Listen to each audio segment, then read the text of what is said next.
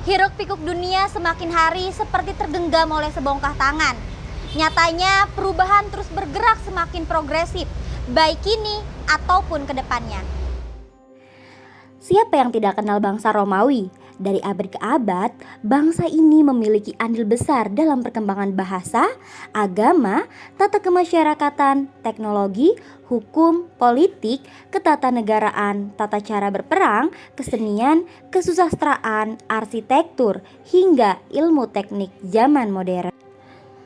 Begitu halnya dalam perkembangan informasi dan komunikasi, Acta Diurna mengawali informasi dari sebuah surat menjadi pembicaraan dari mulut ke mulut. Setelah kemunculannya pada 1301 sebelum Masehi, ia menjadi sumber pemberitahuan publik terkait kelahiran, perkawinan, dan kematian dari kalangan terpandang. Sejak ditemukannya teori Galilei Galileo bahwa dunia itu bulat, pengarungan samudra akhirnya dimulai. Berbagai pencarian harta berharga yaitu rempah yang menjadi high value tertinggi di Eropa. Dari ekspedisi menjadi kolonialisasi, maka bukan hanya sumber daya alam yang dikeruk, tetapi tenaga manusia mulai dikerahkan. Persaingan yang sengit antar bangsa penjajah merundungkan kata negara superpower, di mana negara di dunia akan berkiblat ke sana yang mengakibatkan perang dingin antara kubu barat dan timur tak terelakkan. Seperti halnya media sosial yang marak digunakan oleh kalangan manusia di muka bumi ini. Dengan men-scroll di handphone, kamu sudah mengetahui kabar di setiap penjuru. Halo, saya Melanie Kalisnawati. Saat ini saya sedang berada di majalah Historia. Sering dijuluki sebagai mesin pencari waktu, Historia berhabituasi dengan perkembangan informasi dan komunikasi di masa kini. Tentunya saat ini saya tidak sendirian, saya ditemani oleh Bapak Henry F. Isnaini selaku redaktur dari Historia ID. Bagaimana Pak kabarnya Pak? Kabar baik. Alhamdulillah. Sehat. Mungkin Bapak boleh perkenalkan kepada teman-teman yang menonton nanti, kilas balik mungkin profil Bapak sedikit ya. Oke. Terima kasih. Perkenalkan, nama saya Henry F. Isnaini. Saat ini saya menjabat sebagai redaktur Historia ID. Saya bekerja sebagai wartawan sudah sekitar 15 tahun. Saya mulai bekerja di majalah Figur, majalah politik tahun 2006 sampai tahun 2010. Setelah itu saya bergabung dengan tim di Historia dan ikut merintis pembentukan Historia. Awalnya Historia itu memang direncanakan dalam bentuk majalah cetak. Jadi desainnya yang kami persiapkan itu dalam bentuk majalah. Tetapi pada saat berdirinya Historia kami luncurkan dalam bentuk online justru. Meskipun konsep awalnya majalah, karena saat itu tren digital sudah mulai muncul, yaitu tahun 2010. Jadi Historia kemudian muncul atau berdiri pada 10 April 2010 dalam bentuk digital, media online.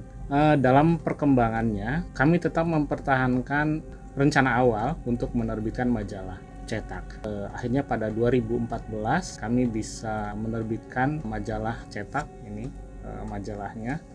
Ini terbit pertama kali pada April 2012. Jadi setelah itu Historia punya dua produk, yaitu versi digital dan versi majalah cetak. Tetapi karena sejak awal Historia berfokus kepada majalah cetak, kami cukup berkonsentrasi kepada pengerjaan majalah cetaknya. Tapi untuk versi digital tetap berjalan karena pada saat itu juga media digital di Indonesia itu sudah mulai tumbuh dan berkembang, sehingga kami mempertahankan versi digitalnya dan versi majalahnya juga tetap kami produksi.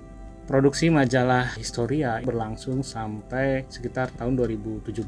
Kami menerbitkan 36 nomor majalah cetak. Majalah ini terbit edisinya setiap bulan, kurang lebih setiap bulan, dan dengan tema yang sangat beragam. Ternyata memang penetrasi industri digital itu cukup luar biasa kencang sekali ya, cukup kuat sekali, sehingga akhirnya Historia pada tahun 2018 memutuskan untuk tidak lagi memproduksi majalah cetak, dan sejak itu Historia fokus 100% menjadi media digital.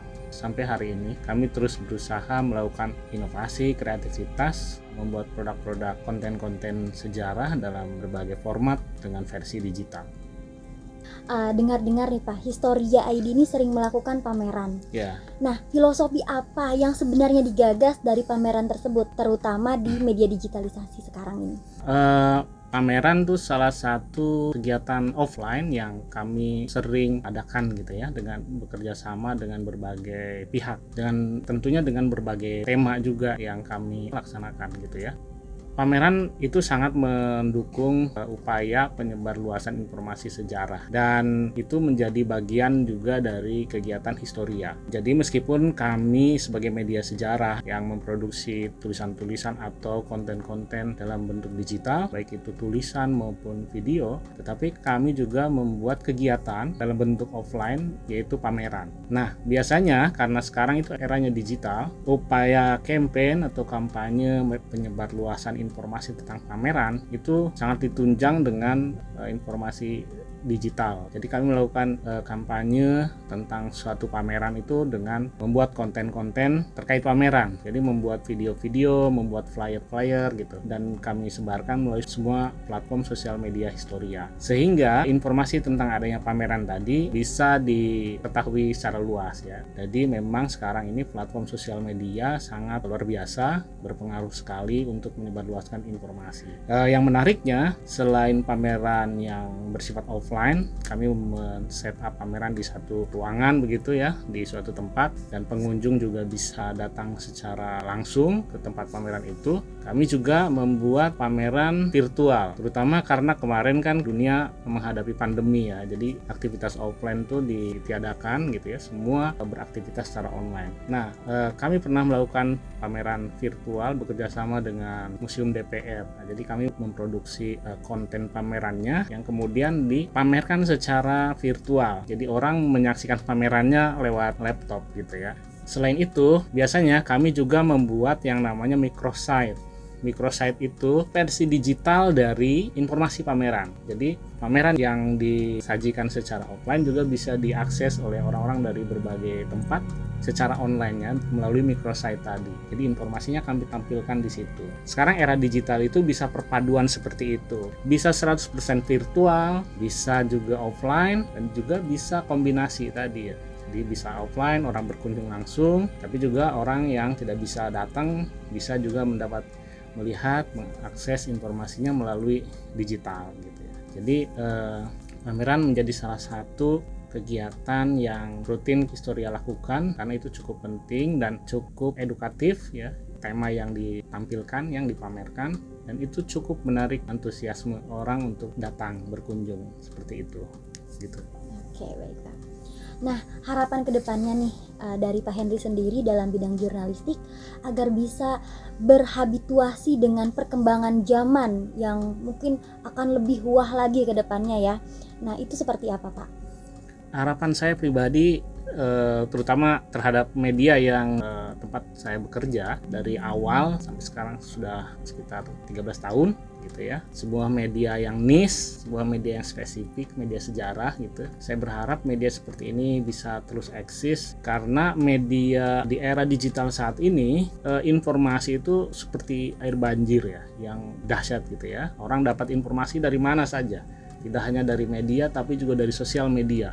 Jadi keberadaan Historia sebagai media yang sangat spesifik di bidang sejarah itu sangat diperlukan karena ini menjadi satu kanal informasi sejarah yang tentu kualitas informasinya juga cukup bisa dipertanggungjawabkan gitu ya, karena Historia ini mencoba memadukan antara proses riset sejarah dengan jurnalistik gitu. Jadi perpaduan sehingga di sejarah itu dikemas secara populer baik secara tulisan maupun secara visual, audiovisual juga, sehingga informasi sejarah bisa diakses oleh siapa saja, tidak hanya orang yang punya minat terhadap sejarah gitu, tapi siapa saja bisa mendapatkan informasi sejarah. Tentu saja perkembangan digital, teknologi akan semakin pesat ke depannya juga. Kami di Historia juga berusaha untuk mencoba mengantisipasi dengan mencoba berbagai upaya ya, kreativitas misalkan.